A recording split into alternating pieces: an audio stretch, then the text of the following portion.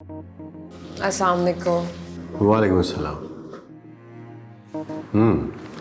जैन भी आया? जी मैंने सोचा कि हम लोग इसके बाद शॉपिंग पे चले जाएंगे। बहुत अच्छा किया, बैठो। किसी भी चीज की कमी नहीं रहनी चाहिए, जो दिल चाहे ले लो। थैंक यू भाई। जैन, तुम्हारी फैमिली में से कोई शादी में आएगा? जी मैंने बात तो की है, कोशिश भी कर रहा हूँ, कोई ना कोई तो आएगा। इकलौता हूँ, काफ़ी अरमान है उनके मेरी शादी को लेकर। वैसे भी उनके लिए बहुत मुश्किल होगा इतनी दूर आना। कोई बात नहीं, अगर वो नहीं आते तो शादी के बाद तुम और किंजा जाकर उनसे मिल लेना। मेरा नहीं ख्याल कि शादी में उनके आने या ना आने से हमें कोई फर्क पड़ता है। तुम दोनों खुश हो, मेरी बहन खुश है, ये सबसे अहम है। वैसे भी मैं सोच रहा हूँ कि तुम दोनों की शादी में ज्यादा लोगों को ना बुलाया जाए,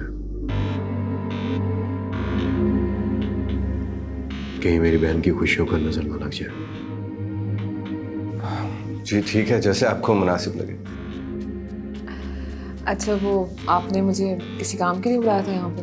हाँ मुझे याद आया, वो इस फाइल पर मुझे तुम्हारे साइन चाहिए।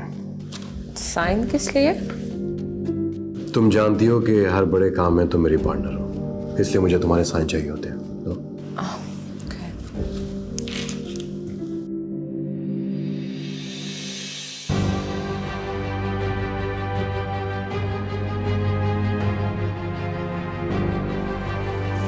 तो ये नहीं भाई, बस ये है, किसी और पे भी करना?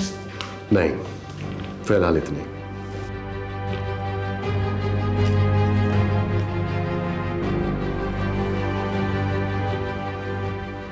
तो अब हम जाएं? हाँ जाओ। और जैन, मेरी बहन का हमेशा इसी तरह ख्याल रखना, इसकी आंख में आंसू नहीं आना चाहिए।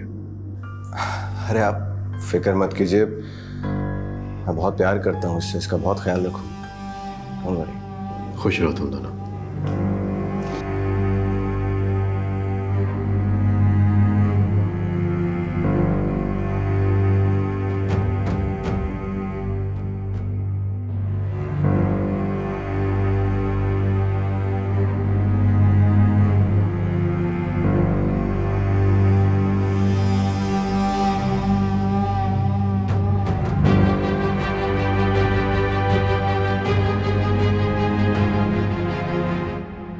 किंजा दूसरी शादी कर रही है और बहुत खुश है।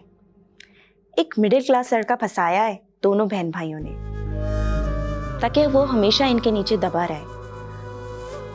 लेकिन मैं सब भूली नहीं हूँ, उसने तुम्हारे साथ अच्छा नहीं किया था। देखना मैं उसका बदला लेकर रहूंगी।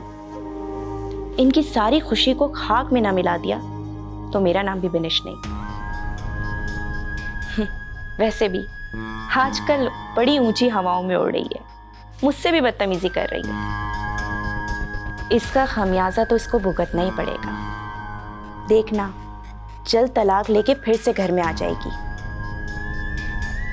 हाँ हाँ ठीक है, मैं तुम्हें सारी खबरें देती रहूंगी। अपना ख्याल रखना। खुदा हाफिज।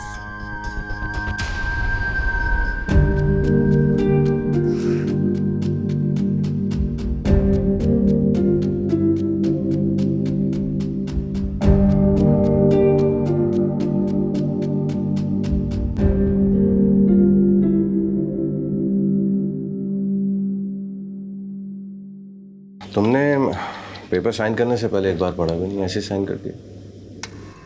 क्या मतलब?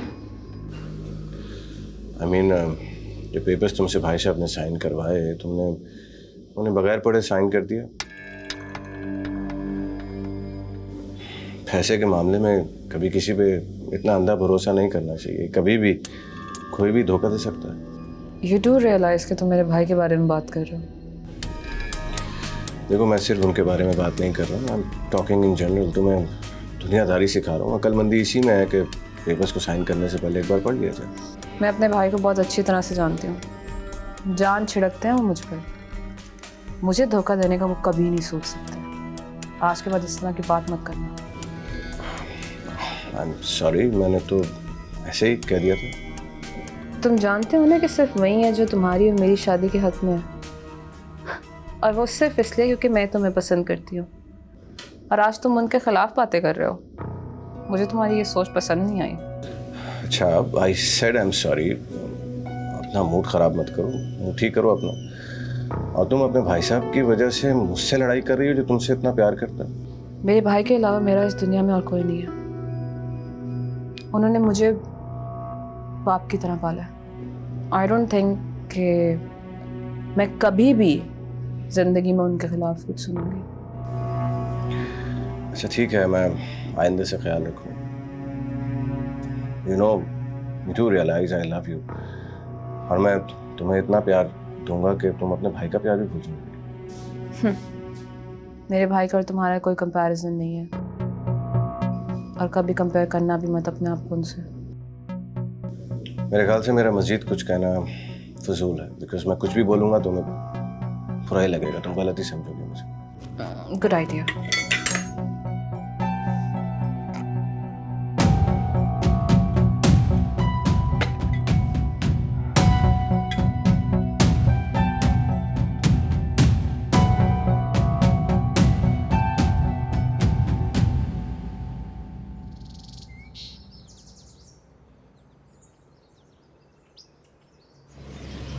हाय शहीद।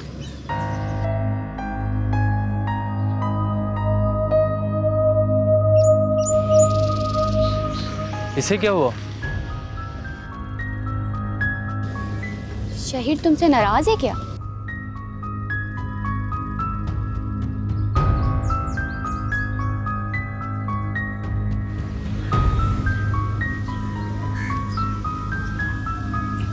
शहीर, आखिर बात क्या है? ईमान क्या थी, तुम वहाँ से चले क्यों गए? तुम दोनों में कोई नाराज़गी चल रही है क्या? ईमान भी काफ़ी परेशान लग रही थी। मैं किसी ईमान को नहीं जानता। ये अचानक क्या हो गया है? तुम दोनों तो एक दूसरे को पसंद करते हो, तुम लोग कज़न्स हो। वक्त बदल गया, रिश्ता भी बदल गया। देखो, मुझे डिटेल में बताओ, आखिर हुआ क्या?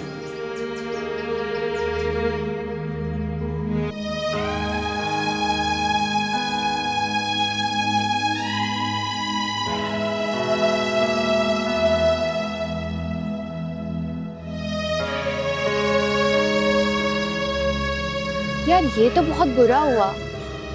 इस सारे मामले में तुम्हारा क्या कसूर है? शहीद तुम्हारे साथ ऐसा क्यों कर रहा है? यही तो, इन सब में मेरा कोई कसूर नहीं, सिवाय इसकी कि मैं जैन भाई की बहन।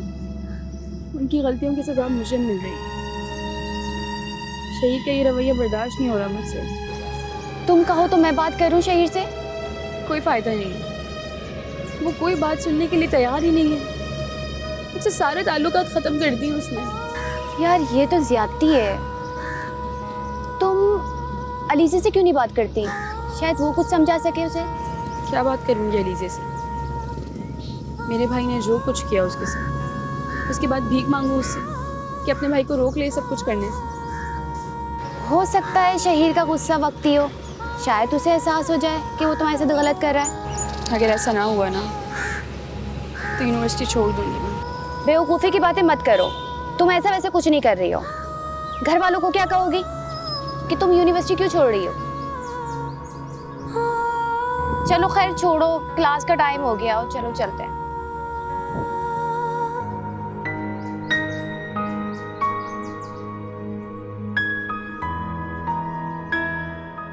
अस्सलाम वालेकुम मम्मी। अलीज़े, कहाँ रह गई थी बेटा? मैं कितनी परेशान हो रही थी और तुम फ़ोन भी नहीं उठा रही थी।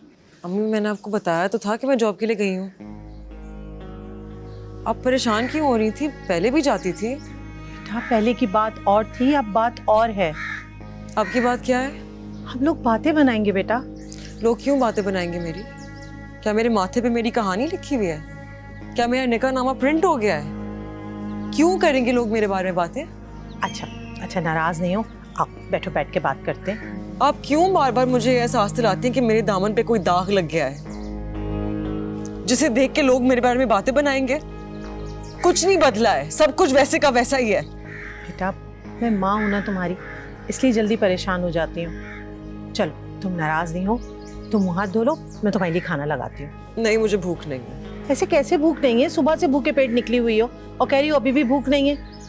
जाओ तुम जाके अपने कमरे में बैठो, मैं वहीं खाना लेकर आती हूँ तुम्हारे लिए। जाओ मेरे बेटा।